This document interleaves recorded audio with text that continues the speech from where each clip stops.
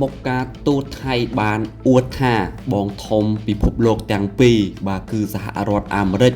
ជាមួយនឹងចិនមិនបានដាក់សម្ពាធទៅលើប្រទេសថៃឡើយ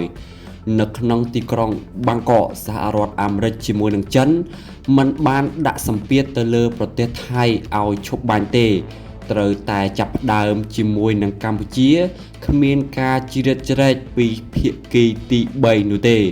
នេះជាការអះអាងរបស់លោកស៊ីហាសារដ្ឋមន្ត្រីការបរទេសថៃកាលពីថ្ងៃទី20ធ្នូឆ្នាំ2025នេះបន្ទាប់ពីមានការហៅទូរស័ព្ទដោយផ្ទាល់ជាមួយនឹងលោក Marco Rubio រដ្ឋមន្ត្រីការបរទេសសហរដ្ឋអាមេរិកលោកសេហាសាបានបញ្ជាក់យ៉ាងម៉ឺងម៉ាត់ថាប្រទេសថៃមិនត្រូវបានដាក់សម្ពាធដោយសហរដ្ឋអាមេរិកជាមួយនឹងប្រទេសចិននោះទេក៏ប៉ុន្តែប្រទេសកម្ពុជាត្រូវតែទទួលខុសត្រូវនិងបង្ហាញអំពីភាពស្មោះត្រង់ថាមុនពេលការចរចាសន្តិភាពណាមួយបានចាប់ផ្ដើមលោកសេហាសាបញ្ជាក់ថាការសន្ទនាជាមួយនឹងលោករ៉ូប៊ីអូគឺរលូនដោយសហរដ្ឋអាមេរិកបានសម្ដែងការព្រួយបារម្ភអំពីចំនួនដ៏អូសបន្លាយក៏ប៉ុន្តែមិនបានដាក់សម្ពាធនៅលើប្រទេសថៃនោះទេលោកសេអាសាបានសង្កត់ធ្ងន់ផងដែរថាគាត់និយាយតិចតួចណាស់ខ្ញុំនិយាយភាគច្រើនសហរដ្ឋអាមេរិកគ្រាន់តែចង់ឮពីប្រទេសថៃហើយមិនបានធ្វើឲ្យយើងមានអារម្មណ៍ថាមានសម្ពាធនោះទេការលើកឡើងនេះគឺផ្ទុយគ្នាទាំងស្រុងពីសេចក្តីថ្លែងការណ៍របស់ក្រសួងការបរទេសអាមេរិកយោងតាមការបញ្ជាក់ពីក្រសួងការបរទេសអាមេរិកលោករ៉ូប៊ីអូគួរបញ្ជាក់ពីការព្រួយបារម្ភរបស់សហរដ្ឋអាមេរិកដែលតាក់ទងទៅនឹងអំពើហិង្សាជាបន្តបន្ទាប់តាមបណ្ដោយព្រំដែនកម្ពុជានិងបានសង្កត់ធ្ងន់លើតម្រូវការជាបន្ទាន់ក្នុងការកាត់បន្ថយនៅភាពតានតឹងមិនត្រឹមតែប៉ុណ្ណោះប្រមុខការទូតសហរដ្ឋអាមេរិករូបនេះបានជំរុញឲ្យលោកសីហាសាចាត់វិធានការជាក់ស្ដែងដើម្បីបន្ធូរបន្ថយស្ថានភាពនិងឲ្យប្រទេសថៃវិលត្រឡប់ទៅរកអនុវត្តកិច្ចព្រមព្រៀងសន្តិភាពរាជធានីកូឡាឡាំពូវិញលក្ខខណ្ឌដែលថៃបានដាក់ចេញសម្រាប់ការឈប់បាញ់ដោយតម្រូវឲ្យកម្ពុជាត្រូវធ្វើសកម្មភាពជាមុនសិនថៃបានបញ្ជាក់ជំហររបស់ខ្លួនយ៉ាងច្បាស់ថាយើងត្រៀមខ្លួនរួចជាស្រេចដើម្បីបន្ធូរបន្ថយនៅភាពតានតឹងប៉ុន្តែមានលក្ខខណ្ឌដែលកម្ពុជាត្រូវតែបំពេញប្រសិនបើពួកគេចង់បញ្ចប់ការប្រយុទ្ធសំណើនេះផងដែរគួរតែមកដោយផ្ទាល់ទៅកាន់ប្រទេសថៃគ្មានការចូលរួមពីភាគីទី3នោះទេប្រទេសថៃគឺបានបើកចំហសម្រាប់ការចរចាប៉ុន្តែកម្ពុជាត្រូវតែតាក់ទងដោយផ្ទាល់ប្រសិនបើពួកគេចង់ចរចាបទឈប់បាញ់ដើម្បីបង្ហាញអំពីភាពស្មោះត្រង់កម្ពុជាត្រូវតែបញ្ឈប់ការប្រយុទ្ធយ៉ាងហោចណាស់ឲ្យបានមួយថ្ងៃជាមុនដើម្បីបញ្ជាក់ពីភាពស្មោះត្រង់របស់ខ្លួនមុនការចរចាអាចចាប់ផ្ដើមបានយោធាថៃត្រូវតែជជែកពិភាក្សាគ្នា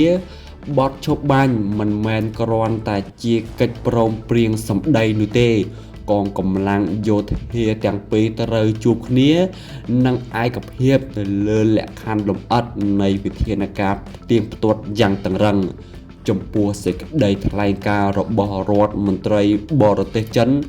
លោកវ៉ាងយីអំពីឆន្ទៈរបស់ប្រទេសថៃក្នុងការឈប់បាញ់លោកសេអាសាបានបញ្ជាក់ថាប្រទេសថៃមិនទាន់បានយល់ស្របលើកិច្ចព្រមព្រៀងឈប់បាញ់នៅឡើយនោះទេដោយគ្រាន់តែបញ្ជាក់ថាប្រទេសថៃបើកចំហចំពោះការកាត់បន្ថយនៅភាពតានតឹងអ្វីគ្រប់យ៉ាងគឺអាស្រ័យទៅលើសកម្មភាពរបស់ប្រទេសកម្ពុជាគួរបញ្ជាក់ផងដែរថានៅថ្ងៃទី22ខែធ្នូឆ្នាំ2025គឺត្រូវនឹងថ្ងៃស្អែកនេះគឺមានកិច្ចប្រជុំរដ្ឋមន្ត្រីការបរទេសអាស៊ាន ពិសេសមួយគឺនឹងត្រូវធ្វើឡើងនៅក្នុងប្រទេសម៉ាឡេស៊ីដែលផ្ដល់ឱកាសសម្រាប់ការចរចាដែលអាចកើតឡើងទោះបីជាយ៉ាងណាក៏ដោយប្រទេសថៃក៏បានបញ្ជាក់ជាថ្មីផងដែរថាប្រទេសកម្ពុជាត្រូវតែផ្ដួចផ្ដើមការទំនាក់ទំនងដោយផ្ទាល់ទាំងការលាយលាក់ជាអក្សរឬតាមរយៈទូរស័ព្ទដើម្បីបង្ហាញអំពីភាពធ្ងន់ធ្ងរនៅក្នុងការដោះស្រាយបញ្ហាចំនួននេះបាទពុកម៉ែបងប្អូនយើងមានរងចាំនៃកិច្ចប្រជុំបាទកិច្ចប្រជុំពិសេសគឺនៅថ្ងៃទី22នៅថ្ងៃស្អែកនេះហើយពុកម៉ែបងប្អូនបាទយើងសង្ឃឹមថាបាទកិច្ចប្រជុំនេះនឹងបាទទទួលបាននៅលទ្ធផលល្អសម្រាប់ប្រទេសកម្ពុជាទាំងមូលបងប្អូនអ្នកគ្នាថាកិច្ចប្រជុំនេះគឺបាទធ្វើឡើងនៅក្នុងប្រទេសម៉ាឡេស៊ីបងប្អូនបន្ទាប់ពីបាទថៃបាននិយាយថាបាទសហរដ្ឋអាមេរិកជាមួយនឹងចិនគឺមិនបានដាក់សម្ពាធនៅលើប្រទេសថៃនោះទេវាគឺជារឿងមួយដែលធ្វើឲ្យអស់សំណើចទៀតហើយបងប្អូនថៃចូលចិត្តណារឿងគ្មាននិយាយគ្មានដឹងស្អីហ្នឹងបងប្អូនដោយថាប្រទេសកម្ពុជាបាទត្រូវតែចាប់ផ្ដើមមកឈប់បាញ់មុនរយៈពេល1ថ្ងៃហើយត្រូវមានចិត្តធ្ងន់បាទសង្កត់ធ្ងន់ណាគឺមានចិត្តសង្កត់ធ្ងន់ដើម្បីឲ្យមានចិត្តបត់ឈប់បាញ់ដើម្បីគោរពនៅបត់ឈប់បាញ់ទៅវិញទៅមកហើយរឿងនេះអស់បន្លាយយូរហើយបងប្អូនតាំងពីថ្ងៃទី8រហូតដល់ថ្ងៃទី21គឺរយៈពេល13ថ្ងៃហើយបានថៃបានបាទយោធាថៃបានបាញ់សង្គ្របមកលើបាទប្រជាជនកម្ពុជាជាមួយនឹងបាទទ័ពរបស់កម្ពុជាយើងបងប្អូនគ្នាហើយឥឡូវនេះគឺបាទថៃបាននិយាយដូច្នោះទៀតវាជារឿងមួយដែលថាសហរដ្ឋអាមេរិកមិនបានដាក់សម្ពាធមិនតែកម្ពុជាត្រូវទទួលខុសត្រូវនឹងត្រូវបង្ហាញភាពស្មោះត្រង់នោះបាទគឺខ្មែរយើងបានគោរពរួចទៅហើយនៅបាទបត់ឈប់បាញ់ឬក៏ដើម្បីចរចាគ្នារកសន្តិភាពណាមួយដែលអាចចាប់ផ្ដើមទៅបានប៉ុន្តែថៃនៅតែរំលោភបំពាននៅលើប្រទេសខ្មែរយើងបាទជាបន្តបន្ទាប់ដោយប្រើនៅអាវុធធនធ្ងន់បាទធនស្រាលបាទទម្លាក់ប្រើទាំង S16 បាទយន្តហោះចម្បាំងបាទដើម្បីបំផ្លាញនៅទ្រព្យសម្បត្តិរបស់ប្រជាពលរដ្ឋខ្មែរយុទ្ធជាសាលារៀនស្ពានផ្លូវថ្នល់ជាច្រើនហើយឥឡូវនេះយើងមានតែរងចាំនៅបាទកិច្ចប្រជុំពិសេសរវាងបាទ